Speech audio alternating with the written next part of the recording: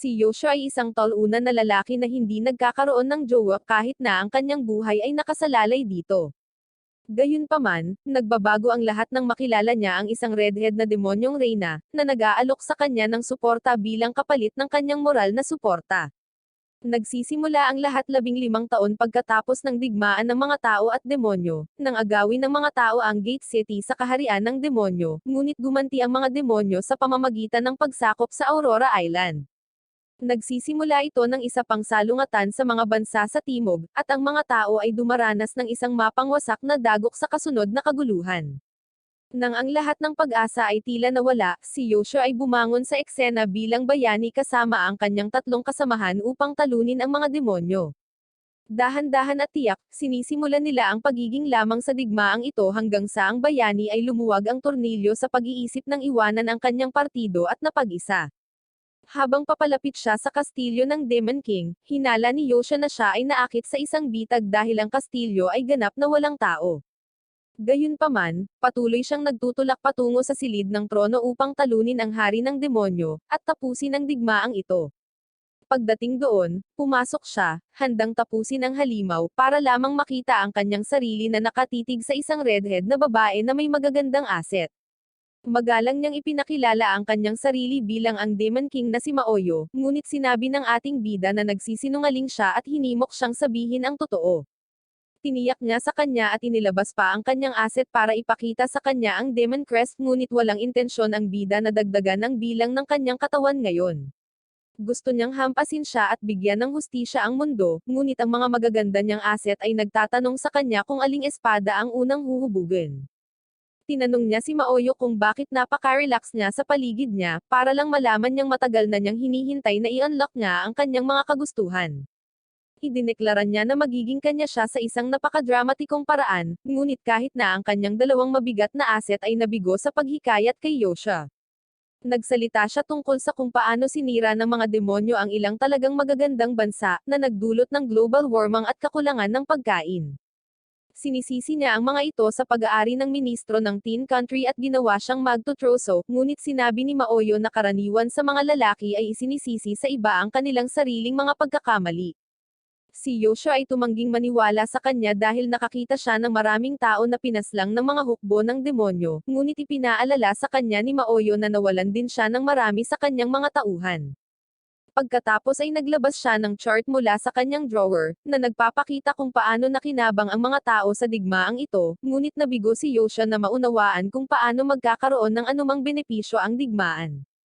Lingid sa kanyang kaalaman, nagdiriwang ang ilang ministro ng tao dahil binawasan ng digmaan ang posibilidad ng salot at taggutom ng malaki. Sa sandaling nabasa niya ang chart, hindi makapaniwala ang ating bida sa kanyang sariling mga mata, ngunit ang kanyang inner justice self ay patuloy na nanggugulo sa kanya tungkol sa lahat ng mga taong nawalan ng buhay sa digmaan na ito. Sa ibang lugar, ang isang prinsipe ay nasa pagkabalisa at tinanong ang kanyang ama kung bakit patuloy silang nakikipaglaban sa mga demonyo, para lamang ipaliwanag ng hari kung paano ito nagdadala sa kanila ng mga pondo, na tumutulong sa kanila na mabuhay. Naniniwala na ngayon si Yoshua na monopolyo ng mga kaharian sa timog ang digmaang ito, upang bumili ng pagkain at iba pang mahahalagang gamit-gamit ang pondo ng digmaan. Ngunit inihayag ng Demon King na ang mga sentral na bansa ang tunay na mga benefactor dito. Pinilit nila ang mga kaharian sa timog na gawin ang kanilang utos, tinitiyak na hindi maaabot ng digmaan ang kanilang mga hangganan. Pagkatapos ay iniabot sa kanya ni Maoyo ang isang magic lantern at inaf ang mga ilaw, na nagpapakita na makakatulong ito sa may hawak na muling bisitahin ang kanilang nakaraan.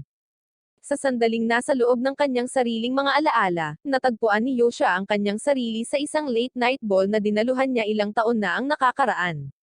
Ang makita silang nag-e-enjoy ay tila umiral na parang walang digmaan, ngunit ipinaliwanag ni Maoyo na magagawa nila ang lahat ng ito dahil sa digmaan.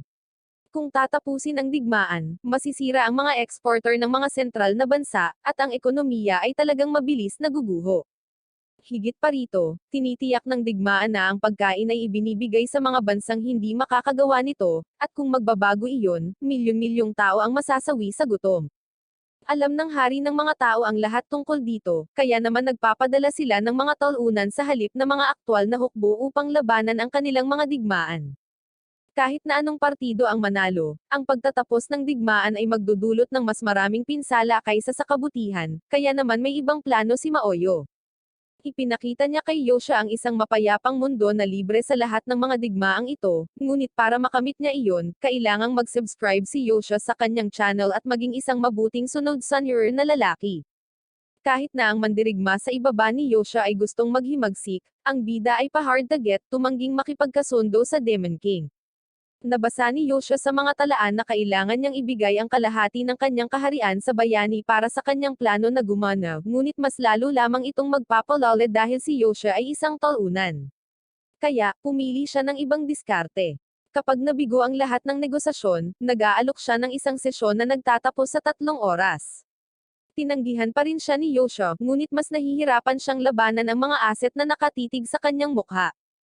Siya ay nag-aalok sa kanya ng isang mundo na lampas sa digmaan, at higit pang ipinaliwanag na kahit na siya ay sumuko, ang mga tao ay itatago ito at ang mga demonyo ay kukoronahan ng isang bagong hari. Gayunpaman, ang kanyang pananaw ay higit pa sa lahat ng iyon at lumilikha ng isang mundong tunay na nagdudulot ng kapayapaan sa lahat, anuman ang kanilang pinagmulan. Nagsimulang maunawaan ni Yosha na si Maoyo ay hindi isang masamang Demon King at umaasa sa pagsama sa kanyang plano. Sinabi ni Maoyo na ang kanyang katawan ay hindi ang karaniwang gusto ng mga lalaki, ngunit siya ay dapat na maling akala dahil mayroon siyang buong asset na nakadisplay. Matapos umiyak sa pagkakaroon ng malalambot na mga braso, ipinaliwanag niya na ang kanyang kailan isang puri ay ang tanging bagay na ipinagmamalaki niya, at ang pagkawala nito ay magbibigkis sa kanyang katawan at kaluluwa ng maraming lakas. Nangako siyang mananatili sa tabi nito sa karamdaman at kalusugan, at muling tinanong si Yosha kung papayag siyang magkaroon ng isang sesyon. Inamin niya na kailangan nilang gumawa ng maraming kakilakilabot bago tuluyang mabuhay ang mundo ng payapa, na nangangahulugan na maaaring kailanganin ni Yosha na tapusin ang maraming buhay sa daan. Gayunpaman, wala siyang nakikitang ibang paraan para iligtas ang mundo at tinanggap ang alok ni Maoyo. Matapos ay silang kontrata, lumapit si Maoyo para sa yakap, ngunit itinulak siya ni Yosha palayo dahil hindi pa siya handa para sa isang magandang kabanata. Sa paggawa nito, hindi sinasadyang inilagay ni Maoyo ang kanyang kamay sa magic lantern, na inihayag ang kanyang mga tinatagong unan kay Yosha. Habang naghahanda silang umalis, napagtanto ni Yosha na hindi totoo ang mga tenga ng demonyong suot niya, kaya nagtanong siya kung nag-iimbak ba siya ng anumang plastik sa kanyang malalaking asset. Nang maglaon, dumating sina Maoyo at Yosha sa isang bansa upang manirahan, at tinanong ni Yosha kung bakit pinili niya ang isang mas maliit na bansa. Ipinaliwanag ni Maoyo na ito ay dahil walang makikialam sa kanila sa mga umuunlad na bansa, at mayroon siyang isang taong nagtakda ng lugar para sa kanila. Habang itinuring niya ang lugar bilang pinakahuling tagwan, tinawag siya ng isang katulong ng napakalakas, ang buong stealth plan ay nabubunyag. Habang nagkikita sila, sinabi sa kanya ni Maoyo na nakatago sila, kaya dapat niyang panatilihing mahina ang kanyang boses. Ipinakilala ng katulong ang kanyang sarili bilang Chu, at ipinahayag ni Maoyo na siya ang kanyang pinagkakatiwalaang katulong at ang punong kasambahay ng Demon King. Habang sila ay nanirahan sa kanilang bagong mansyon, ibinunyag ni Maoyo na si Chu ay nasa tabi niya mula noong siya ay isang maliit na babae, at ang mga talento ni Chu ay mula sa paggawa ng pagkain hanggang sa namumuno sa mga hukbo. Nagpakita si Chu na may dalang tsaa, na nagpapaliwanag na ipinaalam na niya sa mga taga-nayon ang tungkol sa kanyang pagdating. Sa kanilang mga mata, si Maoyo ay isa lamang anak na babae ng isang marangal na pamilya, at isang iskolar ng kabanalan na pumunta rito upang magsaliksik ng mga bagong pamamaraan ng agrikultura. Sa gabi, hiniling ni Maoyo kay Chu na ipakalat ang balita na nagkaroon siya ng sesyon sa bayani, at ngayon ay nagpapagaling na siya sa kastilyo dahil sobrang tindi ng kanilang sesyon. Para naman kay Yosha, nagpa siya siyang sabihin sa mundo na malamang na tumakas siya, na magbibigay sa kanila ng 1 taon or higit pa para gawin ang anumang gusto nila. Nang maglaon, dinala niya si Yosha sa mga bukirin at ipinaliwanag kung paano iniikot ng mga magsasaka ang mga pananim sa 3 yugto ng siklo, upang mapanatili ang kalidad ng lupa upang mapalakas ang produksyon ng pananim. Nais ni Maoyo na ipakilala ang 4 na yugto ng siklo ng barley, clover, trigo, at turnips. Sa tag-araw, ang mga baboy at tupa ay maaaring kumain ng clover, at ang kanilang mga dumi ay muling maglalagay ng lupa sa buong kalusugan. Sa taglamig, ang mga hayop na ito ay maaaring kumain ng mga turnips na titiyakin na ang mga tao ay may pagkain sa buong taon. Nang maglaon, binisita nila ang mga matatanda upang imungkahi ang ideyang ito ngunit pinalayas na napagtanto ni Maoyo kung gaano kahalaga ang edukasyon. Pag-uwi nila at umupo sa tabi ng apoy, hiniling ni Maoyo kay Yosha na lumapit sa kanya, kaya namula ang lalaki. Pagkatapos ay pinuri niya si Yosha sa pagiging walang takot sa paligid niya, ngunit mahirap matakot sa isang taong sobrang laki ng mga aset. Nag-aalinlangan niyang ipinaliwanag na nagbasa siya ng ilang talaan kung saan uuwi ang mga mandirigma sa kanilang mga kababaihan, at magsagawa ng isang aktibidad upang mapawi ang kanilang pagod. Sinabi niya kay Yosha na hindi nila kailangang gawin ang aktibidad na iyon kung ayaw niya, ngunit naramdaman niyang kailangan niyang sabihin sa kanya dahil nakatali sila ngayon sa isang kontrata. Hiniling sa kanya ni Yosha na magsalita ng mas malaya, at ipinahayag niya na ang tinutukoy niya ay ang pagpapahinga sa kanyang kandanggan. Agad na ipinatong ni Yosha ang kanyang ulo sa kanyang kandanggan, hinihiling sa kanya na gawin ang lahat ng gusto niya dahil kanya ang lahat. Sinuklay ni Maoyo ang buhok niya gamit ang kanyang mga daliri at dahan-daang sumandal para kumis. Ngunit ang mod ay nag-iba ng mas mabilis kaysa sa kanyang dignidad, nang ang mga kabayo sa kwadro ay nagsimulang maghiyawan na parang nakakita ng multo. Mabilis na kinuha ni Yosha ang kanyang espada at nagmamadaling pumunta sa pinangyarihan, at sumunod si Maoyo pagkatapos napansin ng isang babae na nagngangalang An at ang kanyang nakababatang kapatid na si Imuto na nagtatago sa dayami. Ipinapalagay ni Cho na si An at Imuto ay mga takas na alipin, ngunit sinabi ni Yosha na hindi na pinapayagan ng mga tao ang pang-aalipin. Inihayag ni Maoyo na ang dalawang ito ay talagang mga serf, mga taong pinapayagang magkaroon ng mga ari-arian at manirahan kasama ng kanilang mga pamilya. Gayunpaman, ang mga serf ay walang kalayaan na umalis sa kanilang trabaho, at karaniwang ginugugol ang kanilang buong buhay sa paglilingkod sa mga maharlika. Nang tanungin kung ano ang ginawa niya sa ibang mga serf, sinabi ni Cho na ang pagtakas ay isang krimen, kaya nag-uulat siya sa mga awtoridad para sa kanilang muling pagkabihag. Tinawag siya ni Yosha dahil sa pagiging malupit, ngunit iginiit ni Cho na hindi niya maaaring samantalahin ang paglala ng kanilang relasyon sa mga taga-nayon para lamang matulungan ang ilang walang silbing NPC.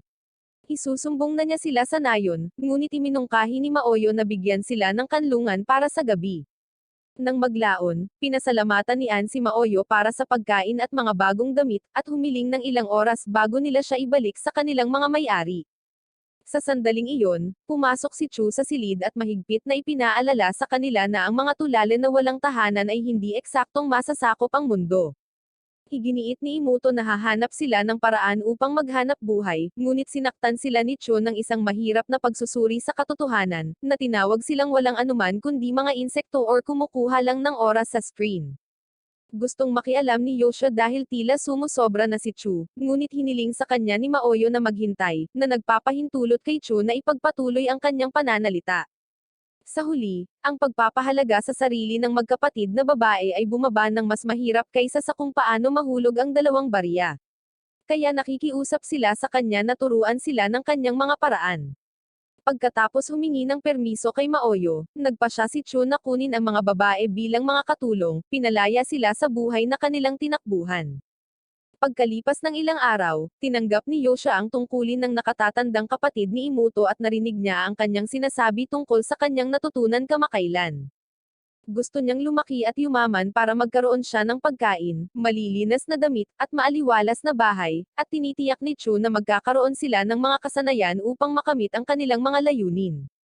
Napagtanto ni Yosha na wala siyang gaanong ginagawa upang matulungan ang magkapatid, ngunit ipinaalala sa kanya ni Imuto na siya ay nangangaso ng pagkain na napakahalaga. Inamin ni Yosha na sanay na siya dito, ngunit higit pa doon, nalungkot siya kaya humingi siya sa iba ng payo sa buhay. Para sa isang taong gumugol ng kanyang buong buhay sa pakikipaglaban, nag-aalala siya sa kung ano ang kanyang gagawin kapag walang may paglaban. Samantala, sinimula ni Maoyo ang mga klase sa mga maharlika kung paano ayusin ang mga problema ng mundo at makamit ang kapayapaan. Gayunpaman, kahit anong pilit niya, hindi nila nauunawaan ang binabalangkas na issue na ikinadismaya niya. Sinusubukan niyang ipaliwanag kung gaano kahalaga ang pagkakaroon ng patuloy na supply ng pagkain para sa mahihirap, ngunit ang mga maharlika ay walang kaalam-alam na marahil ay iniisip nila na ang gutom ay isang bagong sayaw na trending. Nang maglaon, sinabi niya kay Yosha ang kahirapan ng pagtuturo sa mga tao, ngunit hiniling ni Yosha na huwag sumuko. Alam niyang pupunta siya sa bahay ng matanda sa nayon pagkatapos magturo, kaya nagpa siya itong sumama sa kanya para sa ilang moral na suporta. Habang naglalakad sila sa ulan, isiniwalat ni Maoyo na sinimulan ng mga magsasaka na ipatupad ang kanyang mga pamamaraan sa agrikultura mula nang magsimula siyang magturo sa mga maharlika, at magbubunga ito ng mga resulta sa loob ng isang taon. Pagkatapos ng mga buwan ng pag-eksperimento sa mga bagong diskarte, ang mga pananim sa wakas ay nagsimulang umunlad, at ang mga pamamaraan ni Maoyo ay tila gumagana ng maayos. Sa sandaling iyon, isang grupo ng mga magsasaka ang nagpakita at nagpapasalamat kay Maoyo para sa tulong, na nagpaunawa kay Yosha na gumagawa na siya ng pangalan para sa kanyang sarili dito. Sa pagbabalik nila sa mansyon, nakita nila na nagsimulang makisama si Naan at Imuto sa mga maharlika, na lubos na ikinagaan ng loob nila. Nang maglaon, nag-teleport ang dalawa sa ibang lungsod kung saan nilalayo nilang hikayatin ang simbahan na makuha ang kanilang suporta. Sa daan, tinatalakay nila ang espiritu ng liwanag na sinasamba ng mga taga-Rune. Tinanong ni Maoyo kung ang espiritu ay isang bagay na dapat ring purihin, ngunit ipinaliwanag ni Yosha na ito ay mas katulad ng isang kaibigan na dumadaan upang makipag-usap paminsan-minsan. Pagkatapos ay pinuri niya ang simbahan dahil hindi lamang ito nagdadala ng paniniwala, kundi pati na rin ang pagtuturo sa mga tao kung paano bumasa at sumulat. Higit pa rito, isinasangkot nila ang kanilang mga sarili sa masalimuot na pagsasaliksik, kaya naman binibigyan sila ng mas mataas na katayuan kaysa sa hari. Alam ni Maoyo na malaki ang impluwensya ng simbahan sa mga tao, at plano niyang gamitin ito para gumawa ng mas magandang mundo. Pumasok ang dalawa sa simbahan at dinala sa likod na silid kung saan hinihintay nilang magpakita ang pari na si Keshi. Pagdating doon, pabirong binanggit ni Yosha na may plano siyang tumakas kung mabaigo ang negosasyon, ngunit napansin niyang medyo malungkot si Maoyo. Sinabi niya na napansin niya ang kanyang pagiging malungkot paminsan-minsan at tinanong siya kung ano ang nangyari, ngunit nagambala lamang ng priestess na nagngangalang Keshi. Ipinakilala ni Maoyo ang kanyang sarili bilang isang agricultural researcher, kaya nagsimulang gumanap si Yosha bilang kanyang knight in shining armor. Gayunpaman, alam ng priestess na siya ang bayani at pinagalitan siya sa paglayo sa kanyang trabaho. Ibinunyag niya na kasama siya sa pangkat ng 4 na pumunta upang talunin ang hari ng demonyo hanggang sa isang araw, iniwan sila ni Yosha at nagpatuloy sa kanyang sarili. Sinabi ni Yosha na masama ang loob niya sa pakikisangkot sa iba, ngunit sinampal ni Keshi ang kanyang mukha at agad na nagsimulang humikbi kaya hindi siya tumawag ng pulis. Hiniling niya sa ating bida na ipaliwanag kung bakit siya bumalik na may babae na mapula ang buhok, kaya sinabi sa kanya ni Maoyo ang isang detalyadong kwento kung paano si Yosha ay napuspos ng mga demonyo at kinailangan niyang tumakbo para dito. Sinabi niya na natagpuan niya itong malubhang na sugatan, kaya kinuha niya ito at inalagaan siya pabalik sa kalusugan. Bilang kapalit sa pagliligtas sa kanyang buhay, nangako si Yosha na maglilingkod bilang kanyang bodyguard na ginawang mapagtanto ni Keshi na siya ay kumilos bilang isang kabuuang normal na babae. Humingi siya ng paumanhin, at tinanong ni Yosha kung paano siya naging priestess mula sa pagiging influencer. Ibinunyag niya na nakakuha siya ng isang sulat pagkatapos niyang iwanan sila. Ang liham ay nagsabi na ang bayani ay gumawa ng isang malaking sakripisyo, kaya ang lahat ng kanyang mga kasama ay dapat gantimpalaan ng malaki. Ayaw kumita ni Keshi sa inaakalang pagkasawi niya, kaya pumunta siya rito at sinubukang tulungan ang lahat ng makakaya niya. Tinanong siya ni Yosha tungkol sa dalawa pa, at ibinunyag ni Keshi ang matandang lalaki na iniwan upang magtrabaho bilang mayordomo sa Winter Prince, habang ang salamangkero ay umalis patungo sa mundo ng demonyo upang hanapin siya. Sinisisi ni Keshi ang kanyang sarili sa pagpayag sa salamangkero na umalis, ngunit sinabihan siya ni Yosha na huwag mag-alala dahil mayroon siyang aura ng boss na babae at kayang hawakan ang anumang bagay. Pagkatapos ay binanggit ni Yosha si Maoyo, na nagpahayag na pumunta siya rito upang humingi ng tulong ng simbahan sa agrikultura. Ipinakita niya ang mga minamahal na patatas ng Ireland, na nagpapaliwanag kung paano lumalago ang mga ito sa ilalim ng lupa at maaaring gamitin bilang tamang pagkain. Ipinaliwanag niya na ang patatas ay maaari ding itanim sa mahihirap na lupa at matitigas na lupa, at kapag naiimbak na ito ng maayos, maaari silang manatiling nakakain sa loob ng halos isang taon. Sa tamang kondisyon, ang patatas ay maaaring anihin ng 3 beses sa isang taon, na triple ang ani ng isang lugar.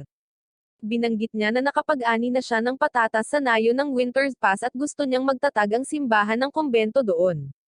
Nais ni Maoyo na palawakin ng simbahan ang pagtuturo nito sa mga nakapaligid na lupain, upang lalo pang maipalaganap ang kaalaman matapos turuan ang mga taga-nayo ng mga advanced na pamamaraan ng agrikultura. Tinanong ni Keshi si Maoyo kung ano ang inaasahan niyang makuha mula rito, at ipinahayag ni Maoyo na gusto lang niyang makita ang isang mundo na walang kaguluhan. Nang ihayag ni Keshi na magsasagawa siya ng personal na pagbisita sa Winter's Pass, sinubukan ni Yoshia na baguhin ang kanyang isip, kaya naisip niya na may itinatago siya. Nang maglaon, habang naglalakad sila pauwi, naniniwala si Maoyo na sina Yoshia at Keshi ay may relasyon dati, ngunit sinabi ni Yoshia na walang babaeng nagkagusto sa kanya dati. Pagkatapos ay binanggit niya na kailangan nila ng maraming was upang patabayin ang lupa, at ang mga isda mula sa katimugang lungsod ay pinakamahusay na gumagana. Ang Ice General ang namamahala sa lupaing iyon, at ipinahayag ni Maoyo na isa siya sa pinakamalakas na demonyong umiiral. Ang pagharap sa kanya ay isang problema, ngunit ang isang mas malaking problema ay ang pang-ekonomiyang alyansa ng mga mangangalakal, na ang kapital ay napakalaki at may kapangyarihang ibahin ang anyo ng hari. Sinabi ni Maoyo na ang mga taong ito ay mga halimaw na nakikinabang sa likod ng iba, at ipinahayag ni Yoshia na minsan siyang tinanggap bilang kanilang hikeman. Ipinapalagay ni Maoyo na siya ay kumita ng milyon-milyon, ngunit talagang ibinenta ni Yoshia ang kanyang sarili para sa 15 gintong barya. Sa ibang lugar, nagpupulong ang mga pinuno ng alyansa ng mga ngalakal upang makita ang unang campus sa mundo at naniniwalang kikita sila dito ng maraming pera. Gayunpaman, may ibang nagbigay nito sa kanila, kaya dapat nilang isaalang-alang kung ano ang hinahangad ng nagbebenta. Ang taong nagbigay sa kanila ng compass ay tinatawag na Crimson Scholar, na siyang palayaw na ginagamit ni Maoyo para itago ang kanyang pagkatao. Nalaman din nila na ang simbahan ay nagtatag ng isang kumbento sa Winter Pass Village na nagpapataas ng kanilang hinala dahil iyon ang parehong nayon kung saan matatagpuan si Maoyo. Ayaw nilang madamay ang simbahan sa kanilang pangangalakal, at ipagdasal na sila lang ang nabili nitong kumpas. Nang gabing iyon, nakita ni Maoyo si Yoshia na nag-iimpake ng kanyang mga gamit at nalaman niyang papalabas siya para hanapin ang salamangkero na humabol sa kanya. Suportado si Maoyo sa kanyang desisyon at dinala siya sa storeroom, kung saan natuklasan niya ang isang magarbong armor. Inialok niya ang piraso kay Yoshia bilang kapalit ng pag-aalaga nito sa mga naging maluwag sa kaharian ng demonyo. Ibinigay niya sa kanya ang isang listahan ng mga lider na mapagkakatiwalaan, at pinapayuhan siyang humingi ng tulong sa kanila kung kinakailangan. Pagkatapos ay binanggit ni Maoyo kung paano ang isang lalaki at babae na malapit sa isa't isa ay nagsasagawa ng isang sagradong ritual bago maghiwalay, at nagmumungkahi na gawin din nila ito. Sa tingin ni Maoyo, si Yoshia ay kinakabahan dahil hindi siya nahihikayat sa kanya, ngunit sa totoo lang, sinusubukan lang ng ating bida na itago ang kanyang buong nararamdaman. Kanina, napansin ni Chu kung paano sila hindi man lang magkahawak ng kamay, kaya sinabihan niya si Maoyo na itigil na ang pag-arte na parang matandang mag-asawa at simulan ang riz ng kanyang Demon Queen. Pinili niya ang pag-ibig bilang isang tactical na misyon, at sinabihan si Maoyo na ilunsad ang malaking riz na napakalaki na kayang makalimutan ng lalaki ang kanyang sariling pangalan. Ito ang dahilan kung bakit halos gusto talaga ni Maoyo ng isang sesyon, ngunit walang oras si Yoshia at nagtanong kung pwede na sa susunod na linggo na lang. Si Maoyo ay nagsimulang magreklamo tungkol sa kung paano siya naghintay ng napakatagal, at ang mga bagay ay magiging mas abala kapag ang kumbento ay kumpleto na. Sa kabila ng kagustuhan na nakasulat sa buong mukha niya, binibigyan siya ni Yoshia ng isang simpleng kiss sa noo at nangakong babaguhin ang kanyang salita sa kanyang pagbabalik. Sa huli, nag-teleport si Yoshia, na iniiwan si Maoyo na nag-iisa at desperado. Sa pagpasok ng tag-araw, naghahanda si Chu ng damit para kay Maoyo upang makilala ang isang potensyal na mamumuhunan, habang si Keshi ay nasa courtyard na nagbibigay ng pagsasanay sa pakikipaglaban sa kanyang mga mag-aaral. Naalala niya ang araw ng unang dumating si Keshi, at nagtantrum nang malaman niyang wala na si Yoshia. Nagkomento din siya sa kung paano nagbihis si Maoyo na parang nalulumbay mula nang umalis si Yoshia, at hiniling sa kanya na lumabas sa kanyang silid. Pinayuhan ni Chu si Maoyo na magmukhang maganda sa panahon ng negosasyon, ngunit sa palagay ni Maoyo, ang damit na ito ay mas mukhang isang bagay na isusuot para sa isang online na shoot kaysa sa isang business meeting. Sa mga kasanayang panlipunan ni Maoyo na halos kasing tigas ng isang brick wall, naisip ni Chu na maaari rin niyang gamitin ang kanyang mga asset para hilahin ang mga tao sa panahon ng meeting. Kahit noon pa man, nag-aalala siyang hindi makakapagnegosasyon si Maoyo at umaasa siyang babalik si Yoshia bago ang pulong. Samantala, ang mga kaalyado ng alyansa ng mga mangangalakal, kabilang si Senan, ay patungo na sa pakikipagkita kay Maoyo at handa sa anumang sitwasyong mangyayari. Nang malapit na sila sa mansyon, hiniling ni Chu na magbihis si Maoyo at ibinunyag na nakadeploy na siya ng mga horror at night ghost sa kanilang itinalagang lugar. Nang maglaon, nagpakita ang mga mangangalakal at nambobola nang makita ang isang magandang dalaga na nakadamit ng napakaganda. Pagkatapos ng mga formalidad, dumiretso sa punto si Maoyo at binigyan si Senan ng mais, isang prutas na hindi pa nila nakita. Ipinaliwanag niya na ang mais ay isang halaman na maaaring tumubo ng may kaunting supply ng tubig at nangangailangan ng katamtamang temperatura para lumago, na perpekto para sa mga sentral na bansa dahil ang karamihan sa lugar na iyon ay masasayang sa ngayon. Ipinakita ito ni Maoyo bilang ang pinakamalaking pagkakataon sa negosyo na may isip nila. Pinayuhan niya sila na magpadala ng mga lalaki sa ilang at magtatag ng malalaking sakahan, na tutulong sa kanila na ganap na makontrol ang pamilihan ng pagkain. Napagtanto ni Senan na hindi siya nagbebenta ng produkto kundi isang bagong ideya, kaya kinwestiyon niya ang kredibilidad ng kanyang mga claim. Tinanong niya kung ano ang kanyang tunay na intensyon, at tahasang sinabi ni Maoyo na gusto niyang tapusin ang digmaan ng walang mananalo or matatalo. Pinagsikapan ni Senan ang lahat na nagpahayag na ang digmaan ay matatapos lamang sa tagumpay ng mga tao, ngunit sinabi ni Maoyo sa kanya na lahat ay naghahanap ng isang bagay mula rito. Sinenyasan niya ang kanyang mga tauhan sa pamamagitan ng pagkumpas ng kamay upang maging handa sa pag-atake, at sinubukan sa huling pagkakataon na maunawaan ang mga intensyon ni Maoyo. Naninindigan si Maoyo at idineklara ang kanyang sarili na isang neutral na partido na interesado lamang sa kanyang personal na pakinabang, katulad ng ibang merchant. Ang kanyang malayang saloobin ay sumasalamin kay Senan na sa wakas ay lumuwag at sumang-ayon na bumuo ng isang kontrata sa kanya. Habang naghahanda silang umalis, sinabi ni Maoyo kay Senan na kailangan pa niyang gumawa ng ilang mga eksperimento sa pananim, at gagawin niya ang lahat upang may handa ito sa susunod na tagsibol. Samantala, sisikapin ni Senan na palakasin ang kanyang posisyon sa alyansa para pareho silang maging handa pagdating ng panahon. Tinanong siya ni Senan kung may mas pinahahalagahan pa siya kaysa sa kanyang pansariling pakinabang, at medyo natutuwa siyang malaman na pinahahalagahan ni Maoyo ang pag-ibig kaysa sa anumang bagay sa mundo. Sa sobrang pagkagalak ni Senan ay nag-propose siya kay Maoyo sa mismong lugar, ngunit kahit na tinanggihan niya ang kanyang alok, kumbinsido si Senan na lalapit siya dahil sa tingin niya ay nagpapahard to get ito ng husto. Sa huli, kinis siya ng lalaki sa kamay at umaasa na mas makikilala niya ito sa lalong madaling panahon, ngunit hindi ito inaasahan ni Maoyo. Samantala, tinanong ng Winter Prince ang kanyang mayordomo tungkol sa pagsibol ng bagong gulay na ito na tinatawag na patatas, at ipinahayag ng mayordomo na dinala sila rito ng isang mangangalakal na nakakuha sa kanila mula sa Lakeside Convent. Binanggit ng prinsipe na ang kumbento ay nangako na mag-aalok sa kanila ng isang matatag na supply ng trigo at tupa, at higit pa rito, gumawa sila ng mga wind turbine upang makagawa ng kuryente.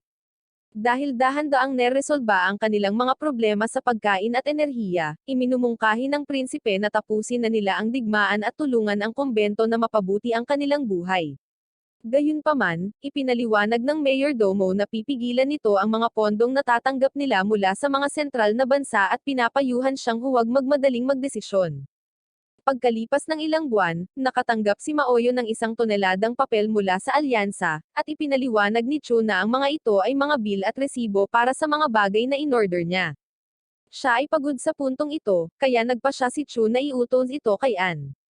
Nagsimula ng mabalisa si Maoyo dahil wala siyang narinig mula kay Yoshia sa loob ng 6 na buwan, at sinimulan siyang talks-oy ni Cho sa pamamagitan ng pagsasalaysay ng isang senaryo kung saan iniligtas ni Yoshia ang prinsesa mula sa isang dragon, at natapos siyang pakasalan para sa isang maligayang buhay.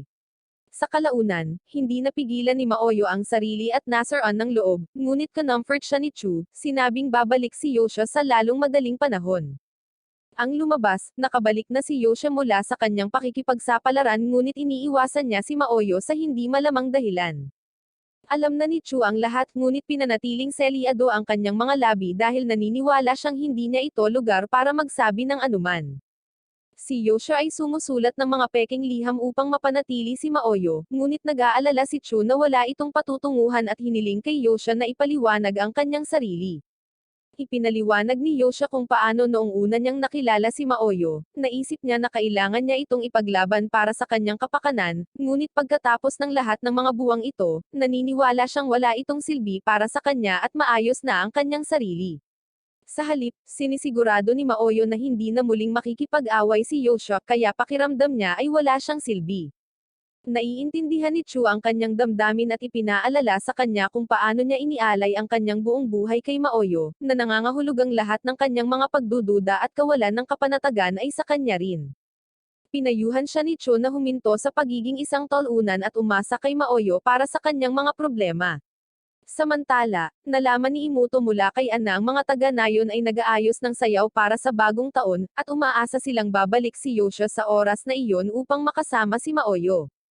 Sa kabilang banda, tinatalakay ng Winter Prince ang mga plano ng sentral na bansa na ipagpatuloy ang digmaan, na suportado ng White Knight City. Sa lalong madaling panahon, ang mga tao ay lalaban sa isang digmaan sa Aurora Island at babawiin ito mula sa mga demonyo. Naghanda sila ng hukbong 7,000 tauhan at 200 barkong pandigma, ngunit naniniwala ang prinsipe na malaking panganib ito dahil mawawala ang lahat ng tauhan nila kapag bumaba ang mga barko. Sa kabila nito, wala siyang pagpipilian kundi magpadala ng mga tao sa kanilang kasawian dahil ang mga sentral ay nagpadala ng kanilang mga order. Ang salita ng digmaan ay umabot sa Winter's Pass Village ngunit hiniling ni Keshi sa kanyang mga estudyante na pag-isipang mabuti ito. Ipinaliwanag niya kung paano walang tama or mali sa panahon ng digmaan, at ang mahalaga ay lumabas ng buhay. Sa pag-iisip na iyon, ipinahayag niya na hindi niya papayagan silang masawi sa larangan ng digmaan at gawin silang may kakayahang ipagtanggol ang kanilang sarili. Nang maglaon, nalungkot siya dahil sa pagiging substitute teacher, ngunit sinabi ni Anne sa kanya na mas magaling siya dito kaysa kay Yoshua. Pinag-uusapan nila kung hanggang saan na ang narating nila, lalo na si Anne, na natutong magbasa, magsulat, at gumawa ng matematika.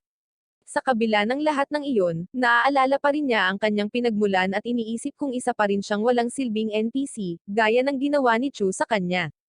Makalipas ang ilang linggo, isinasagawa na ang paghahanda para mabawi ang Aurora Island, at nagpaplano na si Senen ng mga bagong ruta ng kalakalan upang matiyak na hindi maaapektuhan ang kanyang negosyo. Higit pa rito, hinihiling sa kanya na mag-supply ng malaking stock ng herrings, at hindi maiwasan ng kanyang alok na magtanong kung nagpaplano si Maoyo na mag-host ng fish fry para sa buong kaharian. Kumbinsido si Senen na mayroon siyang mahika na ginagawang tinapay ang isda, na iniwan ang kanyang kaalyado na nabalisa dahil nagdadasal lang si Senen sa Diyos ng pera. Tinatalakay nila kung paano maaaring magbago ng husto ang mundo pagkatapos talunin ang mga demonyo, na inaamin na ang hinaharap ay lubhang nakadepende sa kahihinatnan ng digmaang ito. Samantala, ang mga hukbo ng UN ay handa nang maglunsad ng isang ganap na pag-atake sa isla, at ang World General ay nagpapasigla sa kanyang mga tauhan sa pamamagitan ng pagsisi sa Winter King para sa unang pagkatalo. Sinubukan ng Winter Prince na ipagtanggol ang integridad ng kanyang ama, ngunit hiniling ng lalaki sa kanya na hayaan na lang ito.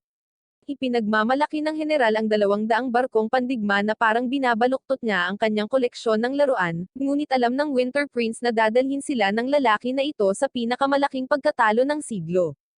Samantala, sa Gateway City, pumasok si Yoshua sa bar at nakita niya ang isang demonyong bartender na nakakakuha ng pagkutsa mula sa isang sundalo ng tao, kaya nagpasya siyang humarap tulad ng pangunahing karakter at iligtas ang araw. Pagkatapos niyang iligtas, sinabihan ng demonyong babae si Yoshua na ang mga tropa ng krusada ang namamahala sa lungsod, at mayroong kabuuang 4 na hukbo na umiikot sa mga hangganan. Sa tuwing babalik ang mga sundalo mula sa labas, gumagawa sila ng mga hindi maiisip na bagay sa mga demonyo, at kailangan nilang tiisin ito dahil natalo sila sa digmaan. Napagtanto ni Yoshua na ang mga tao ay hindi naiiba sa mga demonyo sa kanilang kalupitan, ngunit ang demonyong babae ay nagpahayag ng ilang mga tao na nagbigay ng kanlungan sa kanila sa Eastern Fortress. Habang ginagabayan siya nito sa kuta, tinanong niya kung bakit ang isang tao ang nagsisilbing Demon King's Knight. Bago maipaliwanag ni Yoshua ang kanyang sarili, nakarinig siya ng pagkinang sa malapit at tiningnan niya ang isang demonyong napilayan ng kalupitan ng mga tao dahil sa ginawa nila sa kanya. Ang demonyo ay gumagala ng walang patutunguhan at isinumpa sila, walang hinihiling kundi ang kasawian sa sangkatauhan. Napagtanto na nangyari ito dahil natalo ang mga demonyo, at naunawaan ni Yosha na hindi palaging tama ang nagwagi at ipinahayag niya na sumuko siya sa Demon King hindi dahil siya ay pinahirapan, ngunit dahil nakita niya ang kabutihan sa kanya.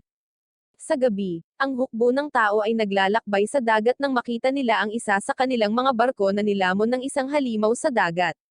Itinaas ang alarma para alertuhan ang lahat ng barko, at pinaputukan ng tropa ang halimaw, ngunit tila wala itong epekto sa halimaw. Sunod-sunod, ang mga barko ay patuloy na lumulubog, at pagkaraan ng ilang oras, ang halimaw ay namamahala din sa paglubog ng punong barko.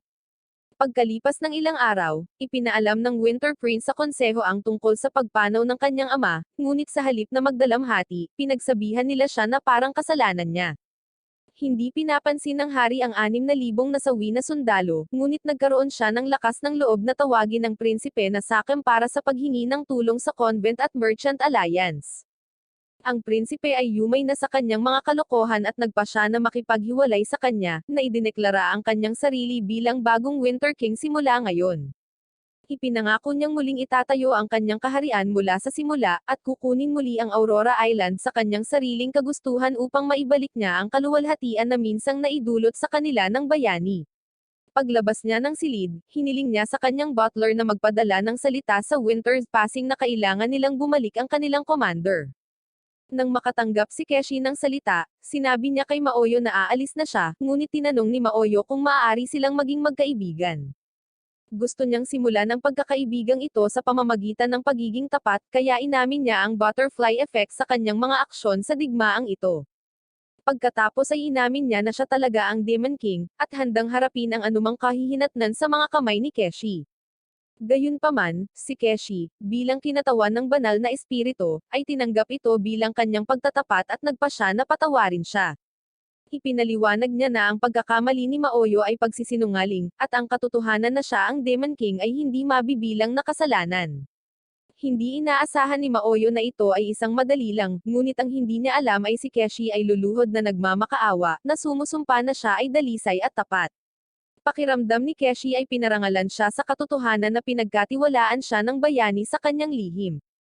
Kaya, sa paggalang sa kanyang paghatol, nagpa siya siyang makipagkaibigan kay Maoyo. Nang maglaon, nagdala sina Imuto at An ng mga regalo ng bagong taon mula kay Maoyo, na kinabibilangan ng isang maliit na Yosha doll at ang Lily of the Valley na pabango. Dinadalhan ni Imuto si Chon ng isang frilled na apron, at ang kanilang matamis na kilos ay nagpapabait sa kanya ng kaunti. Humingi ng paumanhin si Maoyo sa hindi pagbibigay ng anumang kapalit, ngunit ipinaalala ni An sa kanya na binigyan niya sila ng isang buhay na nagkakahalaga ng pamumuhay, na mas mahusay kaysa sa anumang iba pang regalo. Sa gabi, umalis ang magkapatid na babae at Chu sa mansion upang ipagdiwang ang pagdiriwang, at si Maoyo ay nananatili, umiiyak dahil walang anumang kaganapan ngayon. Bumalik siya sa kanyang silid, at nagdalamhati kung paanong hindi niya nakita si Yosha sa loob ng isang buong taon. Kahit na ang mga bagay ay nangyayari ayon sa plano, natatakot siyang baguhin ang mundo ng mag-isa.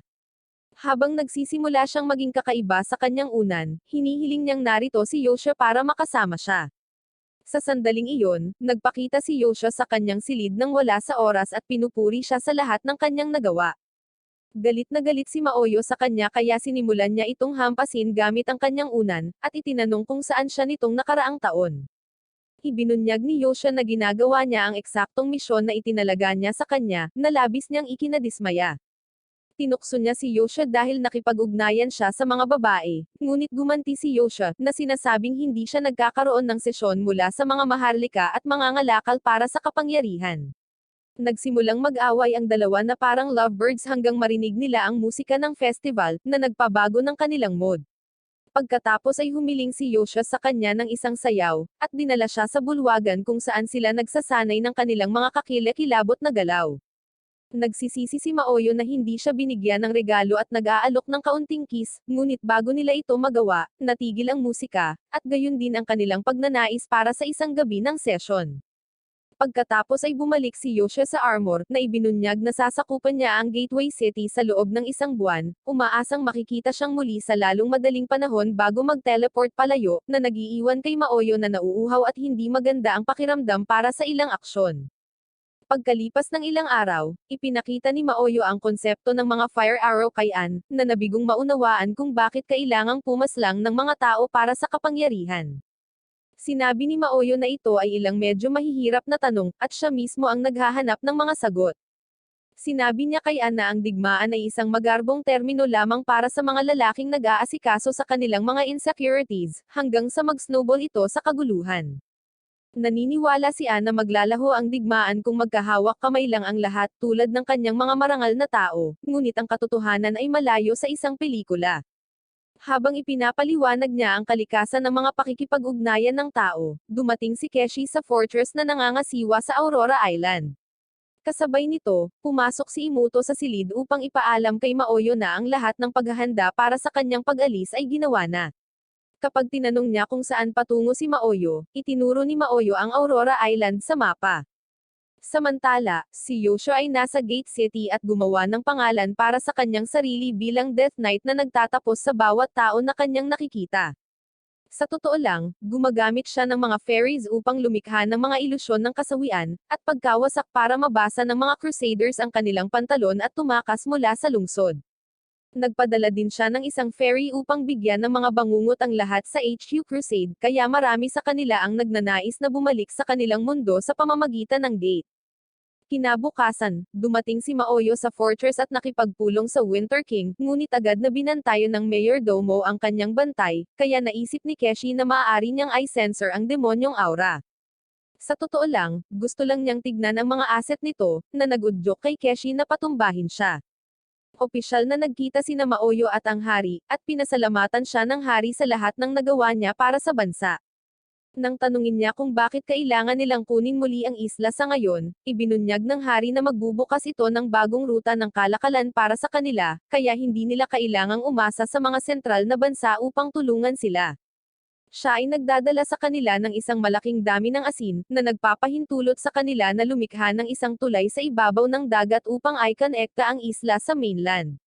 Bilang kapalit, hiniling niya sa Winter King na maghintay ng isang buong araw bago pumasok sa isla, na sinasabing mayroon siyang plano na maaaring wakasan ang labanan ng walang digmaan. Nang sumunod na araw, pinangunahan ni Keshi ang mga tao sa tulay upang sirain ang unang linya ng depensa. Sa daan, nakaharap nila ang ilang mga demonyo at isang malaking higanti, ngunit ang mga tao ay patuloy na sumusulong, na nagresulta sa isang malaking pagdanak ng dugo. Pagsapit ng gabi, bumalik si Keshi sa kampo at ibinunyag na tinanggal na nila ang dalawang linya ng depensa at halos 500 katao lamang ang nawala. Gayunpaman, iyon lang ang tagumpay na kanilang makukuha dahil ang buong isla ay natatakpan ng mga kuweba, at ang kastilyo sa gitna ay hindi masisira. Ang kastilyo ay pinamumunuan ng isa sa pinakamalakas na demonyong nabubuhay, na tinatawag na Ice General, na may hukbong 8,000 sa tabi niya. Ang mga hukbo ng tao ay 12 sa bilang, ngunit halos hindi ito sapat upang harapin ang general ng direkta. Sa sandaling iyon, isang sundalo ang pumasok at ipinakita ang isang hukbo ng 10,000 na papalapit sa isla mula sa timog na bahagi. Ipinapalagay ng hari na sila ay mga pampalakas ng demonyo, ngunit ipinaliwanag ni Maoyo na bahagi ito ng kanyang plano. Lumalabas, ang 10,000 na lalaking ito ay mula sa Crusade, na tumakas mula sa Gate City matapos ay parinig sa kanila ni Yoshua ang katapusan ng linggo sa paulit-ulit bago umalis. Iniwan ng general ang isa pang lalaki sa utos, ngunit nang makita ang mga tao at mga demonyo na nabubuhay ng maayos sa lugar na ito, nagpasya siyang ibalik ang kontrol sa mga demonyo. Samantala, ang mga demonyo ay umalis sa Aurora Island at nagsimulang magmarcha sa tarangkahan upang harapin ang mga sundalong krusada na kalalabas lamang. Di nagtagal, ginawa ni Yoshua ang kanyang eksena sa pamamagitan ng pag-teleport sa loob ng tent, at natutuwa siyang malaman na ang kanyang plano na pagtagpuin ang dalawang puwersa ay gumana ng walang kamali-mali. Sa sandaling iyon, dumating ang Ice General sa larangan ng digmaan at nagsimulang sumipa sa kaliwa at kanan. Nais ni Maoyo na palayain ang mga demonyo nang hindi nagdudulot ng anumang pinsala, ngunit ginawa ng Ice General na imposibleng maiwasan ang labanan. Gusto ni Yosha na magpatuloy at turuan siya ng ilang asal, ngunit ipinahayag ni Keshi na ito ang kanyang trabaho dahil siya ang commander ng hukbong ito. Nag-away ang dalawa sa labanan ng espada at mahika, at sa huli, nagawa ni Keshi na tapusin ang general ng mag-isa. Pagkatapos niyang mahulog, ipinagdiriwang ng mga tao ang kanilang tagumpay, ngunit inutusan sila ni Keshi na tapusin ang lahat ng natitirang mga demonyo sa isla. Nadurog ang puso ni Maoyo nang malaman niyang magdurusa ang kanyang mga tao dahil sa panalong ito, ngunit nandyan si Yosha para i-comfort siya, alam niyang wala silang magagawa para maiwasan ito. Sa gabi, ang Winter King ay nagsasagawa ng isang buong party upang ipagdiwang ang kanilang panalo, at nag-aalok ng espesyal na pasasalamat kina Keshi at Maoyo para sa pagsasakatuparan nito. Pansamantala, muling nakipagkita ang mayordoma kay Yosha, na nagpapaliwanag kung paano sila pinaghihiwalay ng kanyang katayuan sa iba. Naiintindihan niyang iniwan sila ni Yosha dahil ayaw niyang magkaparehas sila ng kapalaran, ngunit inamin niyang pareho silang may kasalanan sa hindi niya pagpaparamdam sa kanya. Humingi ng paumanhin ang lalaki, ngunit sinabi ni Yosha na marami siyang natutunan mula sa kanya, tulad ng kung paano makita ang mga tunay na asset mula sa mga peke. Sa kabila ng lahat ng kanilang pinagdaanan, nangako ang matanda na nasa tabi niya ito hanggang sa kanyang huling araw at opisyal na tinatanggap si Yosha sa tungkulin. Pagkalipas ng ilang linggo, nagsusulat si Anne sa kanyang personal na tala-arawan tungkol sa pagtatapos ng tag-araw, na nagdadala ng ani. Sinabi niya kung gaano kasaya si Maoyo ngayon dahil makakasama niya si Yosha ng isang araw, at si Keshi ay nagpakita na may kasamang baboy ramo. Kahit walang training ngayon, nagsusulat din siya tungkol sa pagbabago sa kanilang bansa, lalo na kung paano pinalaya ng Winter King ang libu-libong surf at alipin. Karamihan sa mga taong ito ay nagboluntaryong sumali sa hukbo, at ang Winter King ay gumawa din ng mga hakbang upang wakasan ang katiwalian sa sistema. Higit pa rito, ang mga tao ay namumuhay ng mas maligaya kaysa dati, ngunit hinahanap pa rin niya ang kanyang layunin sa buhay. Mamaya, sina Yosha at Keshi ay nag-sparring sa labas, at ginagamit ng bida ang kanyang teleportation powers para magmukha siyang Colt. Gayunpaman, medyo naging sobrang kumpiyansa si Yosha, na nagpapahintulot kay Keshi na manguna. Pagkatapos, dumating sila sa water pump na ginawa ni Maoyo at humalili sa pagtulong sa isa't isa na maligo. Kasunod nyon, pinag-uusapan nila kung gaano kapayapa ang mga nangyayari kamakailan, ngunit alam nilang dalawa na hindi ito mananatiling ganito magpakailanman. Si Yosha ay tungkol sa pagtatanggol sa kaharian, ngunit si Keshi ay narito upang gawin ang kanyang mga pagkakataon bago si Maoyo. Nauna rito, sinabi ni Maoyo kay Yosha na maaari nilang tapusin ang digmaan ng may napakalaking kapangyarihang militar, ngunit hinding-hindi nito malulutas ang labanan. Sa kung paano ang mga bagay ngayon, hindi mahalaga kung aling panig ang mananalo dahil ang natalong panig ay haharap sa maraming pagdurusa. Nais ni Maoyo na gumawa ng isang mundo ng tunay na kapayapaan kung saan ang mga tao at mga demonyo ay parehong maliligtas, kaya naman mataas ang tingin ni Yosha sa kanya. Medyo nagseselos si Keshi, inamin na wala siyang silbi kumpara kay Maoyo, pero gustong magkaroon ng sesyon ni Yosha sa kanilang dalawa. Sinabi ni Yosha na pareho silang kahanga-hanga sa kani-kanilang larangan. Nang maglaon, nakasalubong ni Yosha si Imuto, na sobrang excited sa isang bagay na tinatawag na orange water. Na-refresh ang pakiramdam ni Yosha nang subukan ito, at ipinaliwanag ni Maoyo kung paano ginamit ni Imuto ang carbonated spring water para gawin itong orange-themed cold drink. Siya ay may mataas na mga inaasahan kay Imuto, na sinasabing siya ay magiging susunod na Gordon Ramsay, na labis na ikinatuwa ni Imuto habang siya ay tumatakbong masaya. Naalala ni Yosha kung paano siya mahiyain noon, at salamat kay Maoyo sa pagpapalam kay Imuto na lumabas sa kanyang shell. Nang maglaon, habang hinahawakan ni Maoyo ang buhok ni Yosha, hiniling niya sa kanya na maging maayos ang hitsura niya dahil makikipagpulong siya sa konseho ng Gate City bukas. Pinayuhan niya siya na bumalik kaagad pagkatapos ng pulong at huwag hayaang mahuli siya ng Arak. Ang Arak ay may isang cute at maganda na anak na babae, na lubos na nakakaakit sa mata para sa marami, at si Maoyo ay nagseselos sa pag-aakalang si Yosha ay mahuhulog sa kanya. Binanggit din ni Yosha na ang Eastern General ay nagplano ng isang pagdiriwang sa Gate City na may maraming pagkain at mga babae, na isang pagtatangka upang pagsamahin ang mga tao at mga demonyo. Samantala, ang nakaraang general ay nasa kanyang pagdinig sa korte kung saan siya ay inakusahan na tumakas na parang duwag mula sa Gateway City, na inangkin pagkatapos ng maraming sakripisyo. Nagtalo siya na lumaban siya hanggang sa huli at tinulungan pa niya ang Winter King na makuha ang Aurora Island, ngunit ang mga matatanda ay tumawa na parang siya ay gumagawa ng stand-up comedy. Naniniwala sila na dumating lamang ang kanyang hukbo nang malapit nang matapos ang labanan, at sa halip na tapusin ito, gumawa siya ng mabibigat na atake at hinayaan ang mga demonyo na makatakas.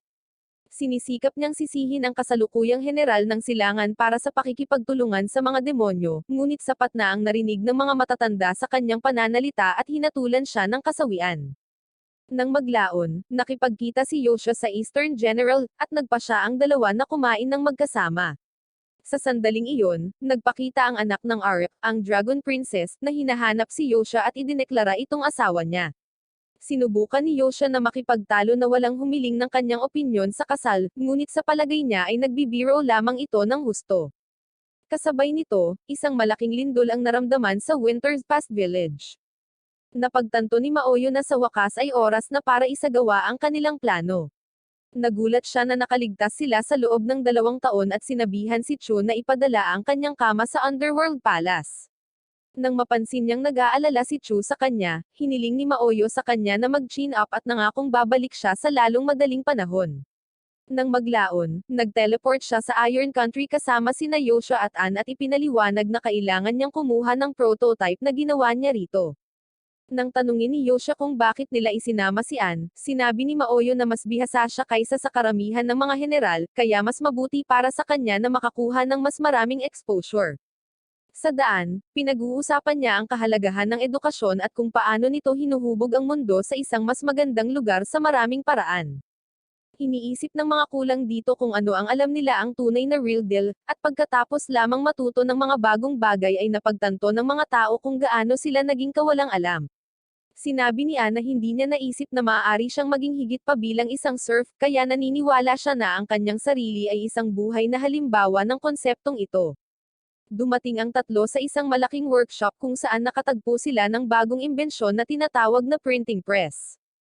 Sa gabi, sinusuri ni Yoshua ang isang nakalimbag na liham sa kanyang kama, at iniisip kung paano nito babaguhin ang mundo para sa mas mahusay. Nakatulog ang ating bida nang hindi namalaya na nandito sina Keshi at Maoyo na nagtatalo para makita kung sino ang makakasakay sa kanyang asset ngayong gabi.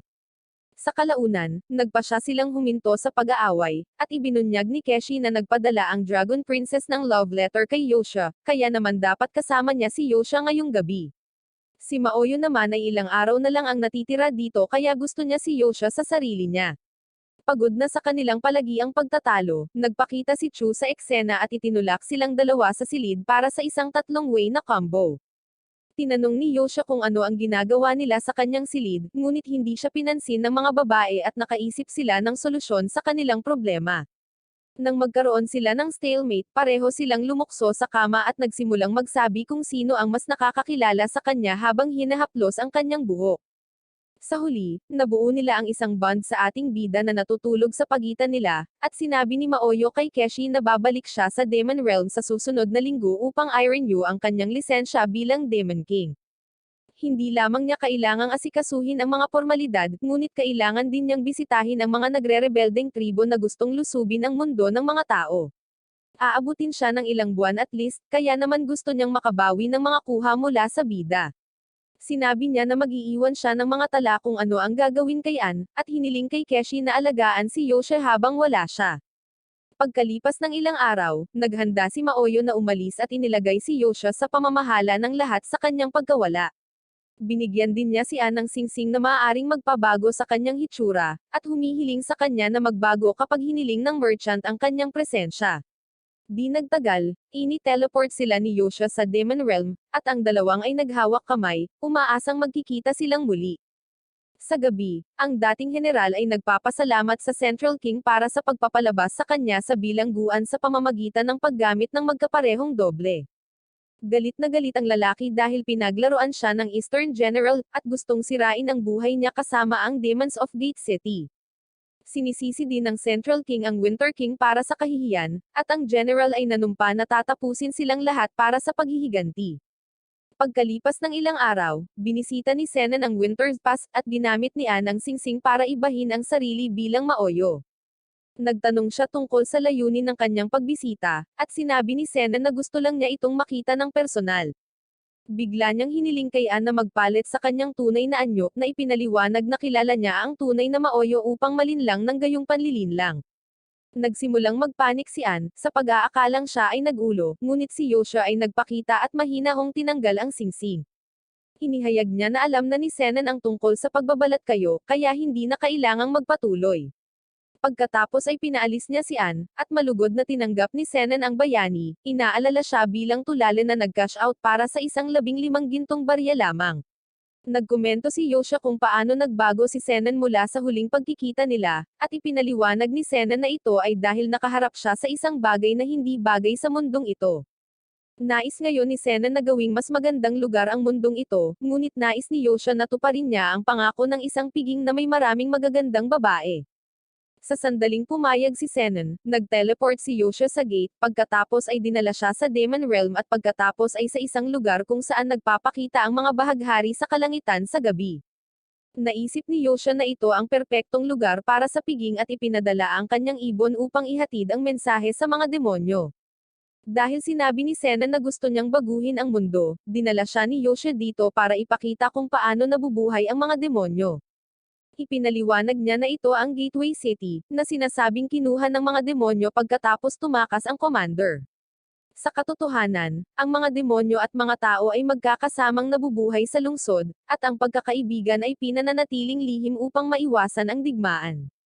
Sinabi sa kanya ni Yoshua na si Maoyo talaga ang Demon King, at nakipagtulungan siya sa kanya upang matiyak na ang mga tao at mga demonyo ay maaaring mabuhay ng magkasama nang hindi nagbubuhos ng dugo. Habang nag-teleport sila pabalik sa gate, nagpakita ang Dragon Princess kasama ang kanyang mga katulong para bigyan si Senan ng pinakamagandang handaan na posible. Pagkatapos kumain ng buong puso, tinanong ni Yoshua kung ano ang tingin niya sa lugar na ito, at inihalin tulad ni Senan ang lungsod na ito sa isang taniman ng mga gintong prutas. Ipinaliwanag niya kung paano tinitingnan ang mga mangangalakal bilang mga psychopath na nagbibilang ng barya, na ipinagpapalit ang sarili nilang bagay para sa mas mahusay na margin ng kita, ngunit naniniwala siyang ang mga mangangalakal lamang ang makakapagsabi kung ang isang bagay ay hindi mabibili. Gusto niyang ipakita sa kanya ni Yoshua ang hindi mabibilang na pag-aari ng Demon Realm, at bilang kapalit, handa niyang ibigay ang lungsod na ito sa kanya. Samantala, binisita ni Maoyo at Chu ang puntod ng mga naunang Demon Kings at nagpakita ng mga komento sa kung paano sila hindi mapakali, batay sa enerhiyang dumadaloy sa lugar. Kailangang pumasok si Maoyo sa isang pinto para tapusin ang isang ritual, at sinisigurado na kay Chu na siya ay puputulan kung wala na siya sa sarili. Sa pagbabalik sa susunod na araw, si Keshi ay lumuhad para kay Yoshua at inialay ang kanyang buhay, kaluluwa, katawan, espada, at lahat ng pag-aari niya sa kanya bilang pagpapakita ng lubos na katapatan. Inamin niya na si Maoyo ay nagdadala ng mga asset na maaari lang niyang pangarapin, kaya ang paghiling sa bayani na pumili sa kanya ay parang paghahambing ng isang kahoy na mesa sa mga malalaking asset na hawak ni Maoyo. Gayunpaman, nais pa rin niyang maging kapaki-pakinabang sa bayani, kaya't iniaalok niya ang kanyang sarili upang maging kapaki-pakinabang. Ipinaliwanag niya na ang mga kabalyero ay hindi maaaring maging tunay na kabalyero hanggang sa italaga nila ang kanilang mga espada sa kanilang mga master, at hinihimok si Yoshua na tanggapin siya. Ipinagpapatuloy niya ang tungkol sa kung paano siya magiging master niya kapag tinanggap niya ang kanyang espada, na magbubuklod sa kanila magpakailanman. Naaalala niya na naiwan siya sa huling pagkakataon, kaya ginagawa niya ang hakbang na ito upang matiyak na hindi na iyon mauulit. Nang makita kung gaano ito kahalaga kay Keshi, kinuha ni Yoshua ang kanyang espada at opisyal na ginawa siyang kabalyero. Nang maglaon, sina Anne at Imuto ay nakatagpo ng ilang mga magsasaka sa mga bukid na sobrang masaya tungkol sa kanilang kamakailang paglago sa departamento ng pagkain. Nagpapasalamat sila kay Chu sa pagtuturo sa kanila kung paano gumawa ng mga herbal na paligan at sabon, at dahil sa kanyang mga kontribusyon, walang sino man ang nasawi sa sipon ngayong taon. Pinag-uusapan nila kung paano sinasamba ng mga serf at serbil si Chu, ngunit natigil pa rin si Anne sa oras na iyon na sinabihan siya bilang isang walang silbing bug. Samantala, sa Winter Kingdom, isang messenger ang nagpakita na may dalang mensahe mula sa Central King. Pinaalalahanan niya ang Winter King na lahat sila ay naglilingkod sa Holy Light, at kung tumanggi siyang sundin ang mga utos, siya ay ituturing na isang lapastangan. Nakarating ang balita kay Senent na napagtanto na inilabas ng hari ang utos na ito upang matiyak na mananalo siya sa halalan. Narinig ng mga madre ang balita at agad na nagpadala ng mensahero kay Keshi bago pa lumala ang mga pangyayari. Sa mansyon, naghanda si Imuto ng mukhang masarap na pagkain, at nang sabihin ni Yoshia na naging magaling siyang magluto, masaya niyang idineklara na hindi na niya kailangang bumalik sa pagiging serf. Sa sandaling iyon, ang Winter King at ang kanyang butler ay kumatok sa kanilang pintuan at ipinaliwanag ang sitwasyon sa kanila. Diretso na binansagan ng Central King si Maoyo na isang erehe, na tinatawag na demonyo ang mga patatas at inaakusahan ang kanyang mga pamamaraan sa pagsasaka bilang isang masama na kalakaran. Hinihiling niya na ibigay si Maoyo sa mga autoridad, at sino mang tumulong sa kanya ay mapaparusahan ng mabigat. Ibinunyag ni Yoshia na hindi babalik si Maoyo nang hindi bababa sa 2 buwan, kaya iminungkahi ng butler na ipadala si Anne sa kanyang lugar gamit ang ilusyonaryong singsing. Lumapit si Yoshia kay Anne at hiniling sa kanya na ipaaresto ang sarili, nangako na ililigtas siya kapag nakalabas na siya sa Winter Country. Parehong minsang naiwan ng bida ang butler at Keshi kaya naman hindi nila gusto ang ideya. Sinabi pa ni Keshi na sasama siya sa kanya, ngunit ipinaalala ni Yoshia sa kanya ang iba pa niyang tungkulin. Sa huli, kahit ayaw nila, pumayag silang hayaan si Yoshia na mag-isa. Samantala, pinag-uusapan ni Zenon at ng kanyang mga kaalyado ang nangyayaring sitwasyon, na kalaunan ay haantong sa ikatlong banal na krusada. Naaalala nila kung paano natalo ang White Knight King sa labanan, na nagbigay daan sa Winter King na umakyat at mag-rally ng mga tao sa kanyang likuran. Ang pagkain na ibinibigay ni Maoyo ay nakatulong sa kanilang layunin, at ang Central King ay lumikha ng pamamaraang ito dahil ang pag-iisip ng pagkawala ng suporta ng publiko ay nagdulot sa kanya ng pagbasa sa kanyang pantalon.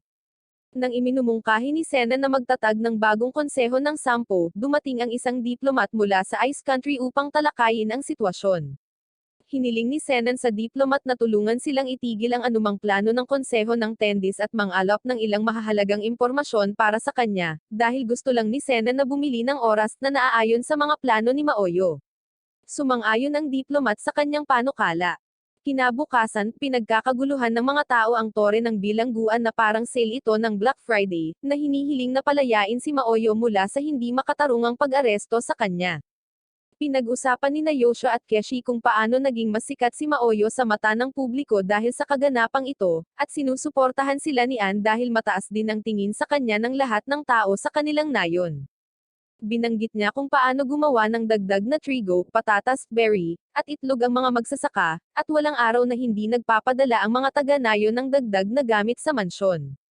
Madalas nilang hilingin kay Anne na alagaan si Maoyo dahil marami na itong nagawa para sa kanila, at dinadala pa ang kanilang mga sanggol na parang namimigay ng libreng voucher ng magandang kapalaran.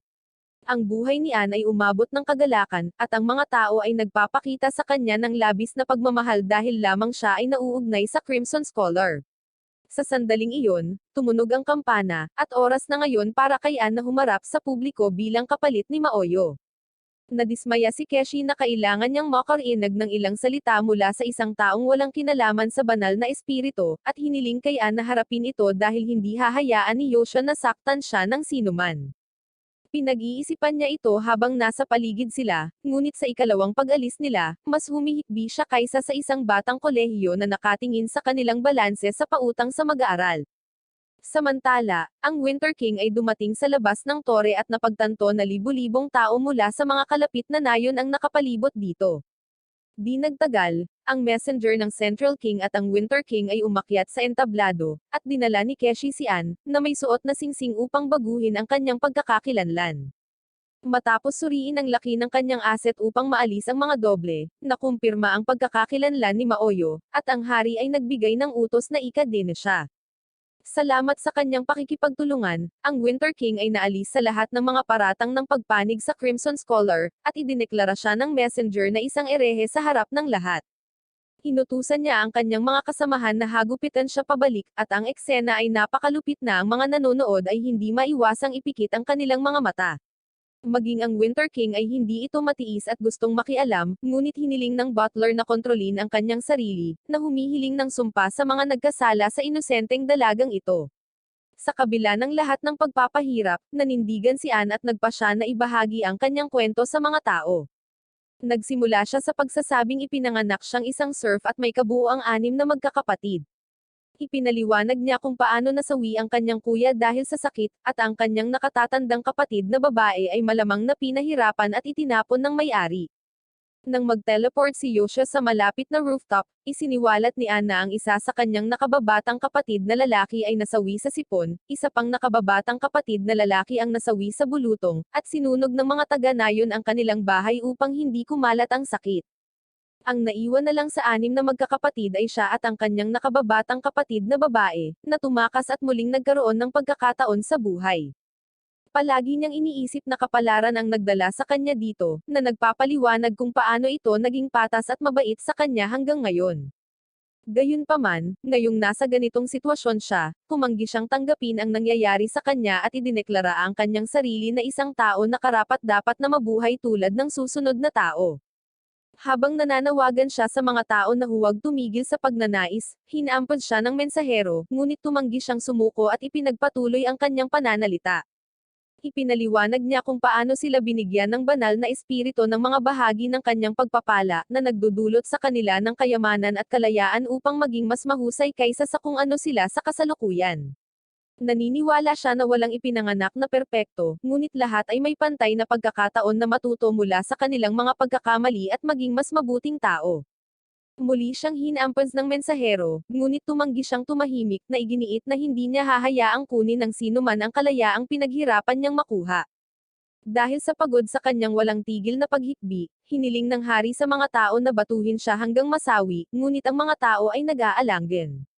Nakakagulat, sinabi ni Anne na hindi niya sila masisisi kung babatuhin siya ng mga ito upang iligtas ang kanilang mga pamilya, ngunit kung babatuhin nila siya dahil lamang sa sinabi ng iba, sila ay walang iba kundi mga walang utak na surot, na nag-aabot ng kanilang kalayaan na parang clearance sale. Ang kanyang mga salita ay umaalingaw-ngaw sa mga tao kaya sa halip ay sinimulan nilang batuhin ang mensahero. Kaya, inutusan niya ang kanyang mga tauhan na tapusin si Anne ng sabay-sabay. Habang nakahiga roon si Anne, nanlulumo at nahihirapan, humingi siya ng paumanhin kay Yoshua sa hindi niya pagpayag na pangasiwaan niya ang sitwasyon, nagdarasal na patawarin siya nito sa emosyonal na kaguluhan na idinulot niya.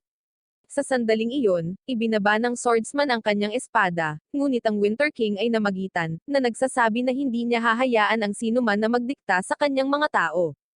Akala niya noon ay naiintindihan niya ang pagdurusa ng kanyang mga tao, ngunit pagkatapos marinig ang kwento ni Anne, nakaramdam siya ng hiya sa kanyang sarili.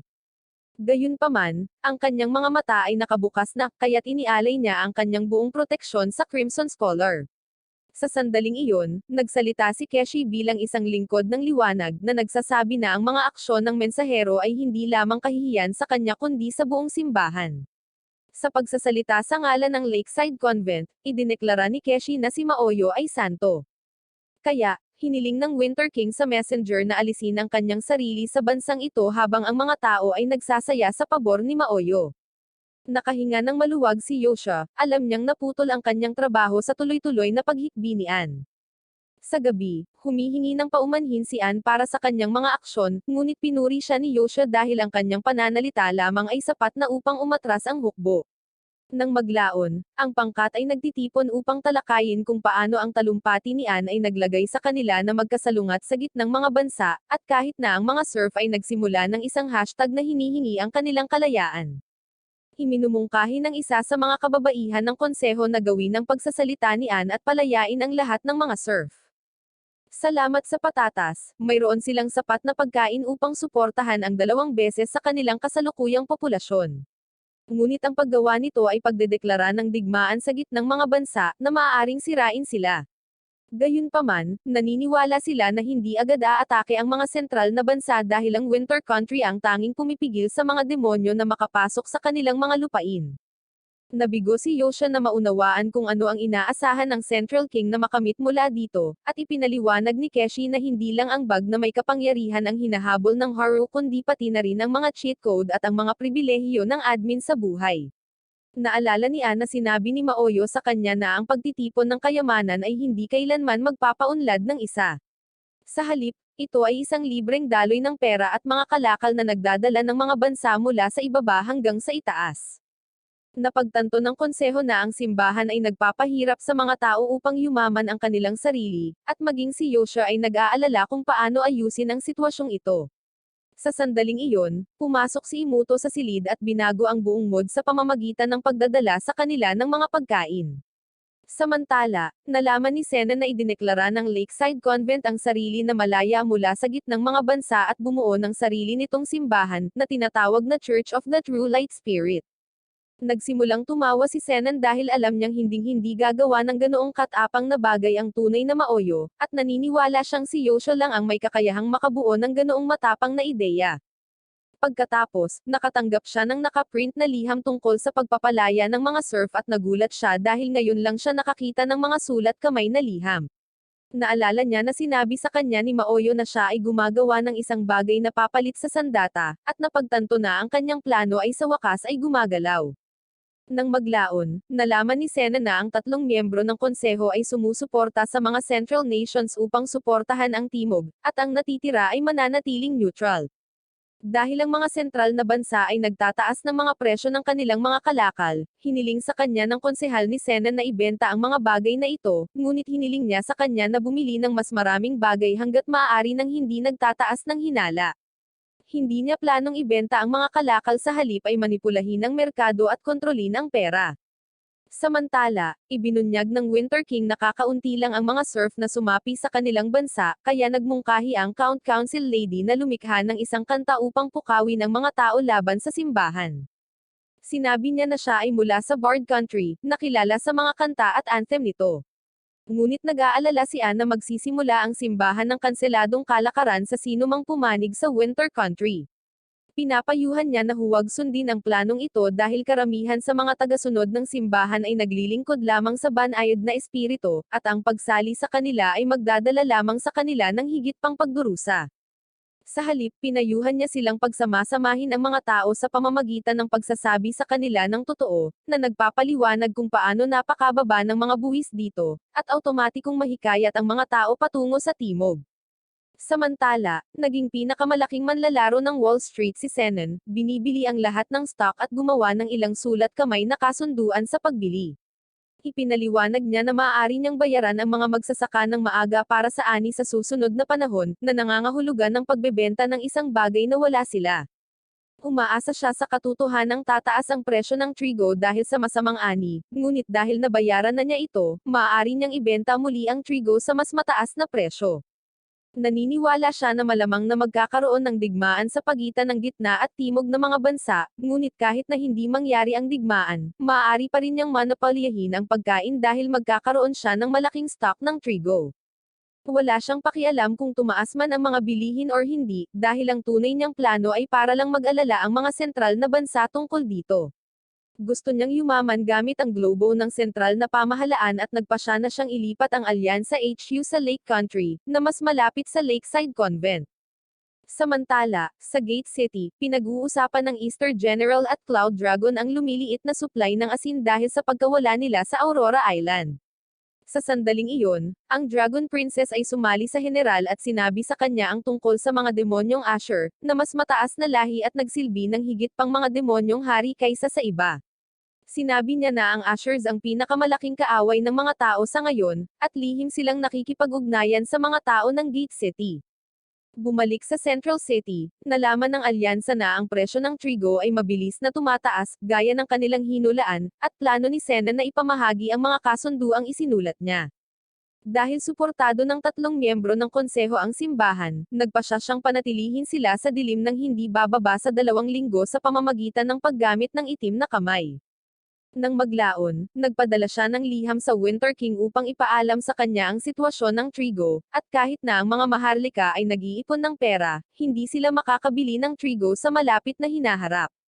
Nangangahulugan ito na ang buong natitirang kaharian ay itutuon ang kanilang mga mata sa mga bansa sa timog para sa kanilang supply ng trigo na sisira sa ekonomiya ng kanilang bansa.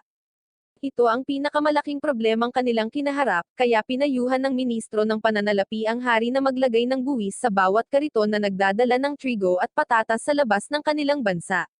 Iminumungkahi niya ang 10 gintong barya bawat kariton, at kahit na ito ay napakataas na presyo, kailangan nilang sumang-ayon dito upang matiyak na ang lahat ng kanilang pagkain ay hindi mapupunta sa gitnang mga bansa.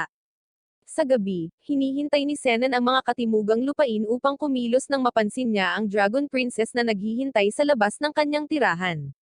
Agad niya itong pinapasok at tinanong kung paano niya ito nahanap, at ibinunyag ng prinsesa na mayroon siyang salamangkero na gumamit ng mahika sa pagtuklas. Ipinaliwanag niya kung paano naghihirap ang Gate City dahil sa kakulangan ng asin, at naniniwala siyang siya lang ang taong makakatulong sa kanila. Naalala ni Sena na sinabi sa kanya ni Yosha na ang ilang mga bagay ay hindi masusukat para sa kanilang halaga sa pera, at sumang-ayon na tulungan ang prinsesa kapalit ng pagpapakita nito sa kanya ng higit pang kultura ng demonyo. Samantala, nasa Underworld pala si Maoyo, inaalala ang panahon noong una niyang sinabi kay Chu ang plano niyang maging Demon King. Mahigpit na pinayuhan ni Chu ang laban dito dahil akala niya ang Old Demon Kings ang kukuha sa kanyang katawan, ngunit alam ni Maoyo na binago lang nila ito. Kung sila ang papalit, maaaring mabawi ang pagbabagong iyon. Ngunit naisip pa rin ni Chu na ito ay isang mapanganib na ideya. Nang sabihin niyang hindi siya magbabago ng buo, sinabi sa kanya ni Chu na hindi niya makukuha ang mga kapangyarihan ng mga Demon King. Ngunit sinabi ni Maoyo na hindi siya gagamit ng karahasan sa simula. Pagkatapos ay ipinakita niya kay Chu ang isang bagong panganak na si Yosha at sinabi sa kanya na siya ang bayani ng mundo ng mga tao, na lumaki bilang isang mahusay na tao. Sinabi ni Chu na darating ang bayani upang tapusin siya, ngunit sigurado si Maoyo na nagawa niyang magbago ang isip nito sa pamamagitan ng pagpapakita ng kanyang mga aset. Nang ipahayag niya ang kanyang nais na haplasan ang buhok ni Yosha, napagtanto ni Chu na sa wakas ay nawala sa isip ang babaeng ito. Samantala, ang mga katimugang lupain ay tumatanggap ng sulat mula sa mga sentral na bansa na nagdedeclare ng digmaan sa kanila, gayon din ang kanilang pagtitiwalag sa simbahan. Ang mga buwis na ipinataw nila sa mga bagon ay nagpahinto sa sentral na mga bansa sa pag-iimbak ng kanilang supply ng trigo, at ang liham na ito ay ang resulta nito. Binigyan sila ng mga sentral na bansa ng 10 araw para maghanda para sa isang all-out na palabas. Pero ayaw makipag-away ni Yosha dahil hindi iyon ang gusto ng kanyang kaibigang Demon King.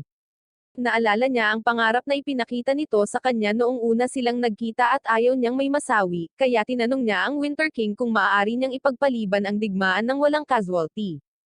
Inihayag ng Winter King na inaasahan nilang magkakaroon ng malakas na snowfall sa lalong madaling panahon, na magbibigay sa kanila ng kahit isang buwang dagdag bago magsimula ang totoong digmaan. Pagkalipas ng ilang araw, naglulunsad ang sentral na bansa ng bagong pera upang madaig ang pagbagsak ng ekonomiya. Sa pagtalakay sa halaga ng palitan, napagtanto ni Senan at ng Dragon Princess na muling nililigawan ng gobyerno ang mga tao upang mapanatili ang kanilang kita. Gayunpaman, si Senan ay malapit ng pabagsakin ang kanilang ekonomiya ng labis na ang bagong pera ay hindi na makakarating sa susunod na Martes. Samantala, itinalaga ng gitnang kaharian ang Ashen King upang salakayin ang katimugang lupain, at tinitipon ng lalaki ang kanyang hukbo malapit sa hangganan. Nalaman niya na ang mga kalapit na nayon ay nagpadala sa kanya ng isang malaking supply ng serbesa at ipinapalagay na sinusuhulan siya ng mga ito, kaya hindi niya kinuha ang kanilang mga supply. Kasabay nito, nagsimulang magsulat si Anne ng mga bagong libro para ituro sa mga tao ang lahat ng mga modernong diskarte na natutunan niya mula kay Maoyo, na nagudyok sa mga serf na maglakbay sa kanilang bansa. Dahil ang lungsod ng White Knight ay unti-unting nawawalan ng kapangyarihan, pinayuhan siya ng dating commander ng Gate City na maglunsad ng sorpresang pag-atake sa Iron City at sirain ito magdamag.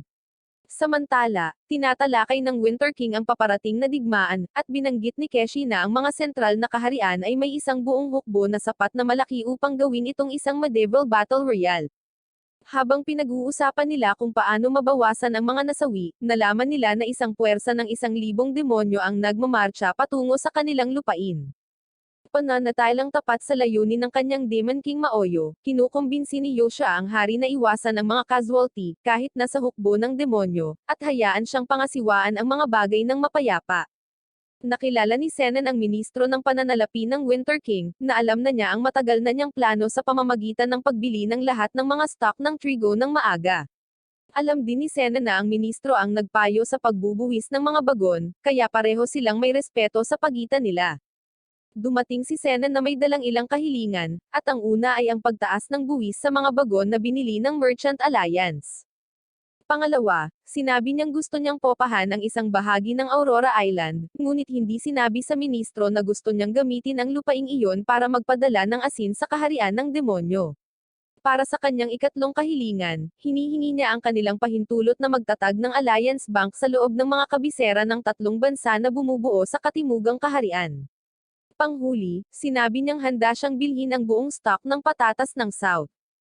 Ang ministro ay nagsimulang mag-isip kung bakit gagawin ni Senan ang ganoong kapanganib. Samantala, papunta na si Yoshia upang makipagkita sa hukbo ng demonyo, at iniisip kung paano gustong wakasan ni Maoyo ang digmaang ito nang walang pagdanak ng anumang dugo sa magkabilang panig.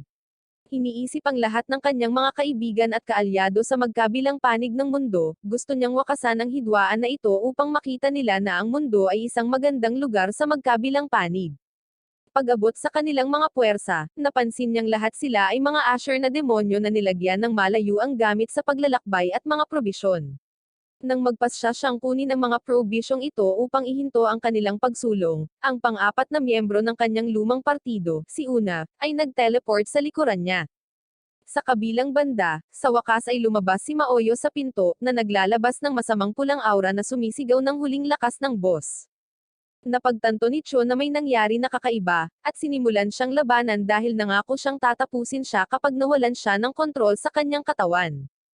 Habang nagsasagupaan sila, nabigo ang bagong Maoyo na maunawaan kung bakit hindi siya pinaglilangkuran. Ipinaliwanag ni Cho na ang Panginoong pinaglilangkuran niya ay mabait at banayad, at hinding-hindi niya gugustuhing pumunta sa larangan ng digmaan. Nang napagtantong hindi yumuko si Chu, pinakawalan ni Maoyo ang kanyang lakas sa antas ng boss at casual na binitawan ang kamay ni Chu, na iniwan siyang walang kalaban-laban. Samantala, si Una ay nagtatag ng isang telepatikong koneksyon kay Yoshia at hiniling sa kanya na magtungo sa tarangkahan kung saan siya hinihintay ni Maoyo. Hiniling niya sa kanya na sirain ang gate kapag naroon na siya, at hiniling sa kanya na magmadali dahil mas kailangan siya ng Demon King kaysa dati. Bumalik sa Winter Country, ipinaliwanag ni Senan sa ministro na plano niyang gamitin ang Trigo bilang bagong pera, at dahil hindi kayang bilhin ito ng gitnang kaharian mula sa kanya, ipapaabot niya ang kanyang mga damit pangkalakal sa kaharian ng demonyo. Nabigo ang ministro na maunawaan kung bakit niya tinutulungan ang mga demonyo, ngunit sinabi ni Senan na isa lamang siyang mangangalakal na gusto lang kumita. Bukod dito, ang mundo ay nakakuha na ng sapat na mga langis mula sa human-demon war na ito, kaya oras na ng magkabilang panig na mag-chill at magsimulang magtipon ng mga supply. Pagkatapos ay hiniling niya sa Dragon Princess na ihayag ang kanyang pagkakakilanlan at ipinakilala siya bilang kinatawan ng Gate City, kung saan ang mga tao at mga demonyo ay namumuhay ng mapayapa. Samantala, inihahanda ni Ana ang kanyang spell para ay teleport ang bawat demonyong asher pabalik sa kaharian ng demonyo. Kapag ganap na ang epekto ng spell, sinenyasan niya si Yoshia na gampanan ang kanyang bahagi at ginamit ng lalaki ang kanyang pinakamalakas na spell para sirain ang gate na nag-uugnay sa kanila sa kaharian ng demonyo. Sa hangganan, nakita ng patrol ang White City Army na naglulunsad ng sorpresang pag-atake sa kanila. Ang patrol sa hangganan ay naglatag na ng mga bitag, na pumipilit sa mga kabayo ng kaaway na hatiin sa dalawang seksyon, na ang bawat isa ay kumuha ng isang gilid. Kahit na mukhang masama ang sitwasyon para sa patrol, ipinaliwanag ng kanilang general na lahat ito ay bahagi ng kanyang matalino na plano, at kung ipagpapatuloy nila ito, ang kaaway ay mas mabilis na masasawi kaysa sa isang masamang trend ng social media. Samantala, direktang lumilipad si Yoshia sa haligi ng usok gaya ng itinuro ni Una, at kahit papaano ay napunta sa kaharian ng demonyo.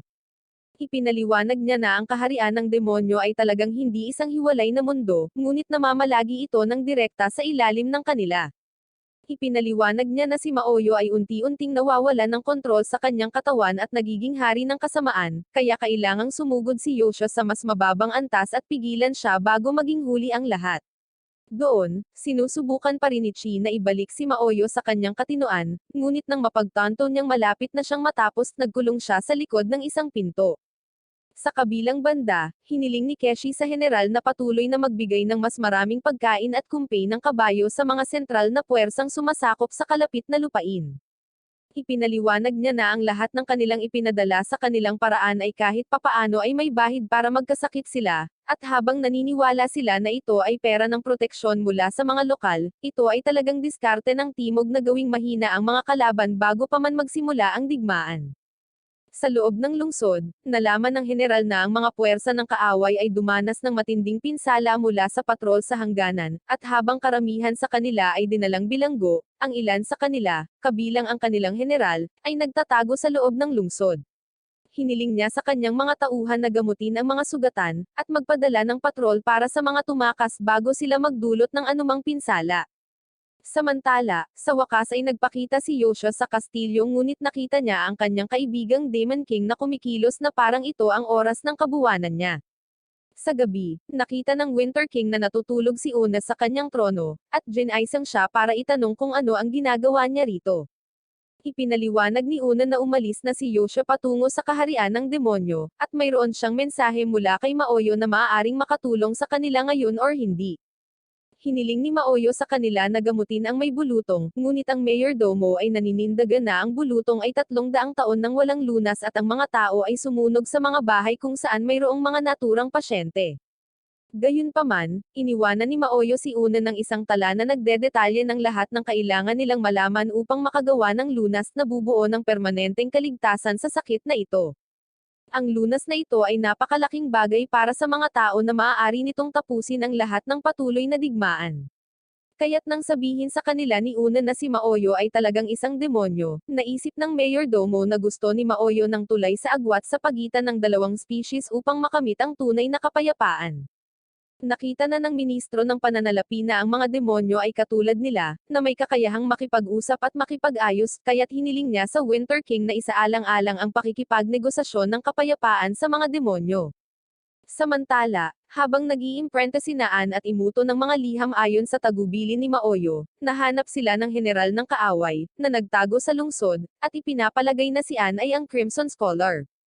Pinatulog ng lalaki si Imuto, at ipapadala na niya si Ann sa kabilang buhay para sa lahat ng sinasabing krimen na ginawa niya. Gayunpaman, ang mga magkapatid na babae ay iniligtas ng isa sa mga estudyante ni Maoyo, na ngayon ay naging isang general sa Southern Army. Gayunpaman, pagkatapos na maging dahado ang kanyang sarili sa isang labanan ng espada, sinunggaban ng lalaki ang kalaban at tumalon pababa, isinakripisyo ang kanyang sarili upang iligtas ang mga magkapatid na babae.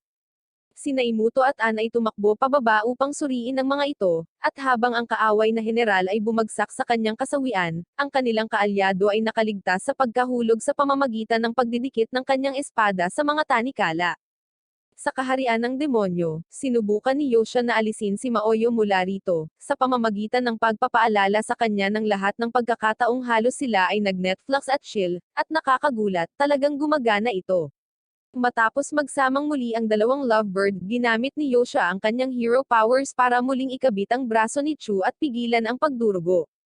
Pagkatapos niyang maalagan, nagpa siya si Yoshua na sabihin kay Maoyo ang tungkol sa kaguluhang nangyayari sa kaharian ng tao.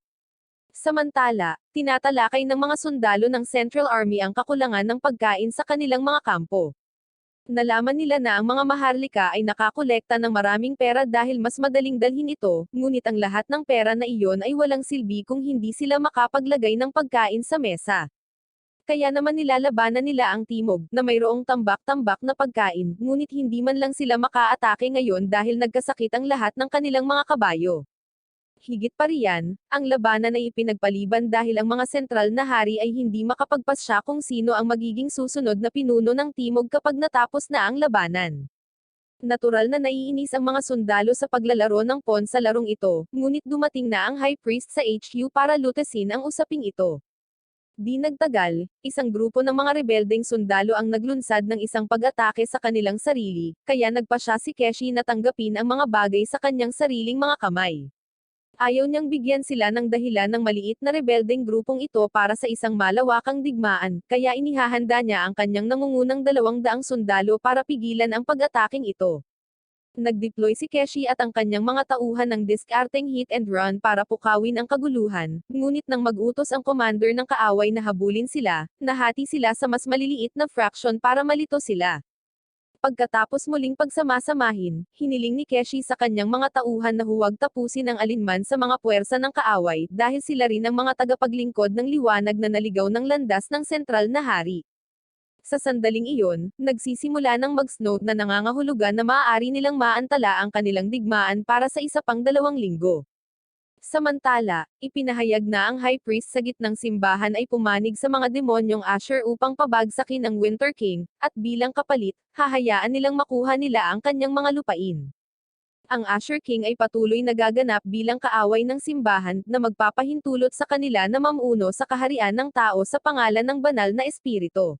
Nais ng High Priest na hindi lamang sakupin ang mundo ng mga tao kundi pati na rin pabagsakin ang mga demonyo, kabilang si Maoyo, at mayroon silang lihim na sandata upang makamit ang kanilang layunin.